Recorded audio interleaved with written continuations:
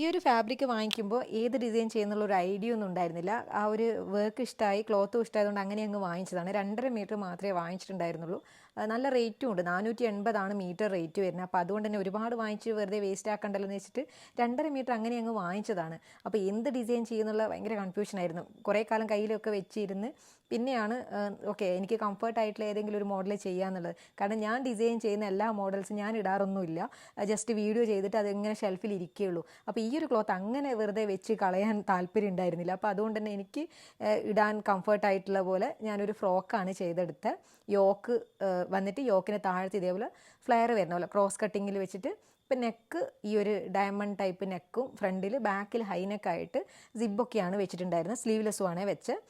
എന്താ പറയുക, സ്മോൾ സൈസിൽ ഈ ഒരു ലെങ്ത്തിൽ കിട്ടുമെന്ന് ഞാൻ ഒട്ടും പ്രതീക്ഷിച്ചതല്ല.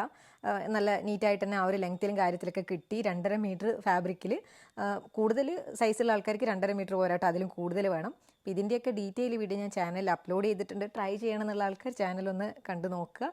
അപ്പോൾ വീഡിയോ ഇഷ്ടമായോ ഇല്ലയോ എന്നൊക്കെ ഉള്ളത് പറയുക. നമുക്ക് അടുത്ത വീഡിയോ ഇട്ട് തരാം. താങ്ക്